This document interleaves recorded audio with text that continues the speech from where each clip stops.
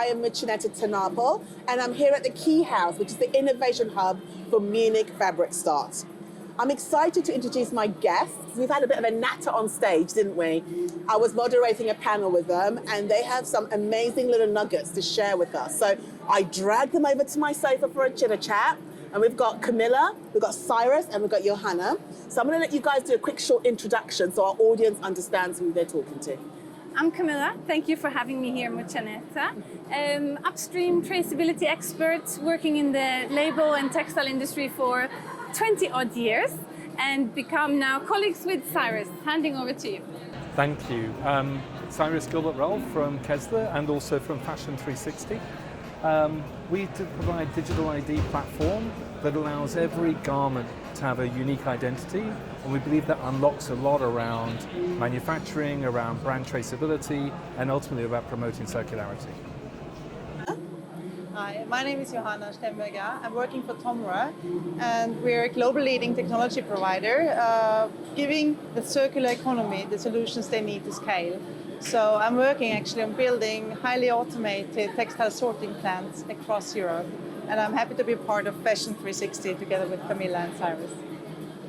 For those who don't know about Fashion360, they talk a lot about it on stage, but I want to amplify their message a little bit and allow you guys to tell our audience what is Fashion360 and how the three of you got involved to working together.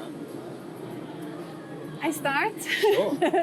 So Fashion360 is trying to look at circularity in the whole circle.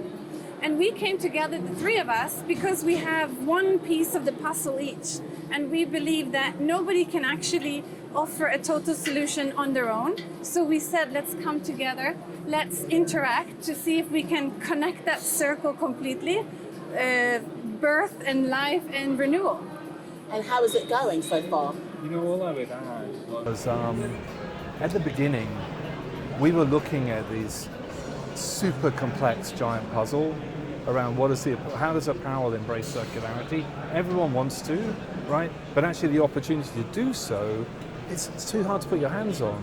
What we saw the solutions happening were individual pieces of the puzzle being described in great detail, maybe in a way you could engage, maybe not, or this super complex regulatory language that was coming from the EU and from governments around the world. We said, what if we create a safe space where everyone can just gather together and have an open discussion about the whole thing, right? What happens when I make changes and understand upstream better? What happens around all the impact of a garment once it's in market?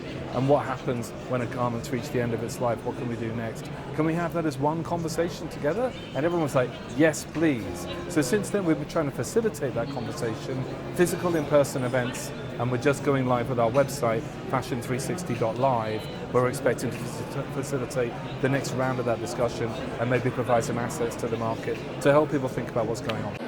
I think what you said is quite important. We do need, as an industry, a safe space to talk about the problems where we feel like we're not judged, where we feel like we can learn about solutions, not only the what, but also the how as well. So who do you want to attract? I mean, who is able to join this conversation? Are you targeting particular brands, particular part of the industry, or are you saying anyone can come and have a conversation with us? How does it work, the process? We need everyone. We are three parts of the puzzle, but we need the resellers, the repairers, we need the certifying bodies, we need all of them. They need to see their place in the circle and come to these events and talk with us together. Yeah, that's what I would say.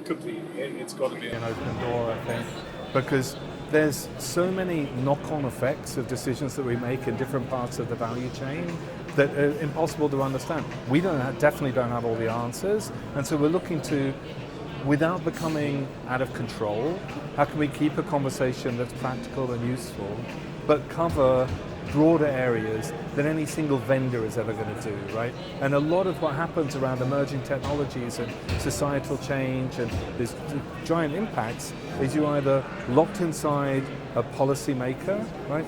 Or you're locked inside the vision of a technology vendor. And we need to be able to break out of that and talk broadly around how can we bring all these things together to create a more circular future. And how can someone join you? Is there a website or online or email you? I mean, what would your preferred point of Right contact now be? there's a registration form at fashion360.live. That's the website URL. And there's a series of events. We're adding to it all the time, but we're London in March, we're Amsterdam in end of April. Copenhagen is booked, but we're going out and we're going on the road. New York, we'll get to the US too this year, but we really want to drench the market and give people, we're not trying to own this, right? So we're just trying to facilitate a conversation where people can bring what they know, share, and also have the open debate. So it's about knowledge sharing in a way. Completely, and we believe, if you can make a problem statement clear enough, which I think as a world we are, we can't have landfill like this, right? We can't have disposable fashion. These big blocks, we've got to discuss this till they go away. But the solution has to go, if you make the problem statement clear enough and you get a bunch of bright people together, we will find a way. It won't be us three that do that. What kind of challenges do you think you're going to face with this initiative? Because I'm sure there will be some in terms of getting people to talk. I mean, the fashion industry, as we all know, is not the most honest of industries, the most forthcoming of industries. I work in fashion, I'm allowed to say this. And we know this, so how can you make them feel so safe or safe enough that they can be honest about the challenges they're facing, the opportunities that they've taken advantage of? I mean, it will require some serious trust in there, I think. I think it requires trust and connection. It always requires very simple communication and a very simple language, because what I see now when I look at the various players in the value chain and being new to fashion, I come from building completely different industries. There's a lot of lingo, but not across the industry. It's for the technologists speak one way, the garment producers speak another way, the brands speak another way, the technology companies speak another way, and the regulators communicate another way. And it's sometimes very hard and intimidating to understand each other. And I think that's key, that we build trust, cooperation, and build a simple common language which we can use to learn and educate ourselves. Yeah. I think the fact that I think the fact that the three of us come together, we've sort of paved the way a little bit. Like, we've opened up to talk to each other, even though it was never natural for three companies like ours to completely come together. And now we've done that. And at our Oslo event, there were so many questions to Tomra. Actually, that was the biggest, so many questions about how do we know, what do we need to do for recycle to make our garments, fit for recycling? And then it opened up, like, we're the designers, why don't we have this information? So I think by coming together, the three of us, it sort of makes questions fire, to the front and back of this discussion. And it really opened up for everybody to not be scared to ask a question, because actually they just saw nobody knows, so it's all right to ask. True. It sounds to me like you're going to discover when you're going all over the different countries and visiting cities is that they all got different problems. Like you mentioned, I find in my experience that in the Scandinavian, they're really focusing on recycling. Then you go down to like Amsterdam and they're focusing a lot more on new materials.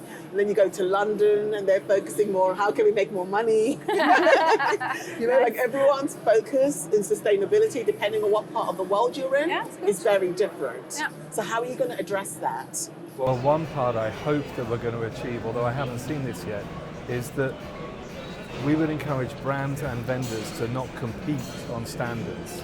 And so things like, what does it take to post an item onto a resale site? Or what does it take to produce the information required for a DPP? Or what does it take to design for recycling, right?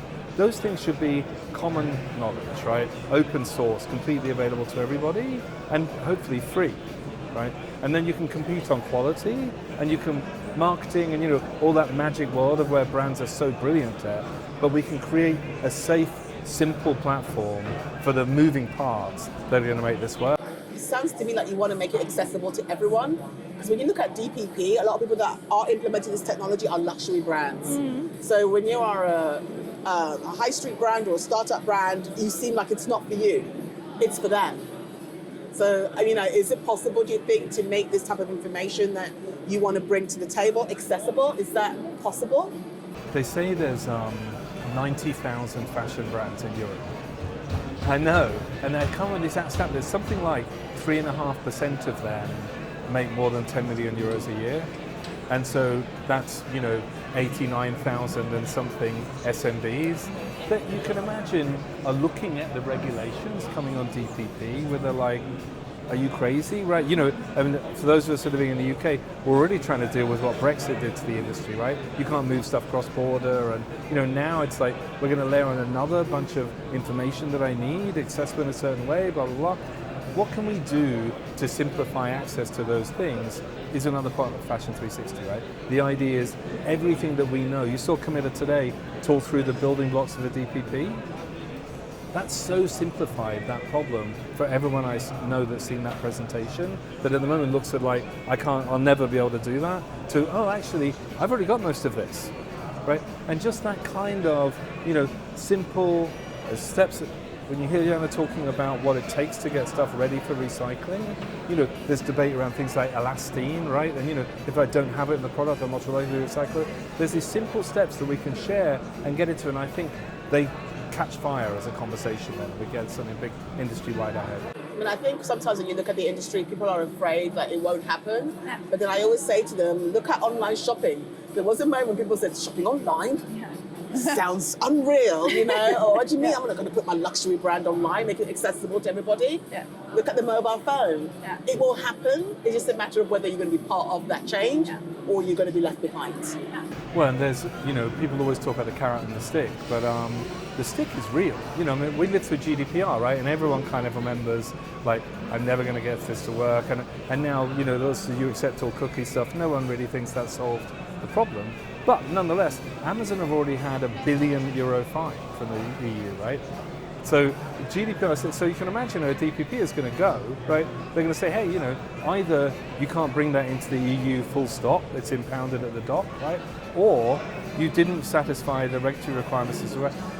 This is your fine, right? So the stick is going to be real, and helping people make sure that doesn't happen to them, I think is an important part of what we're going to do.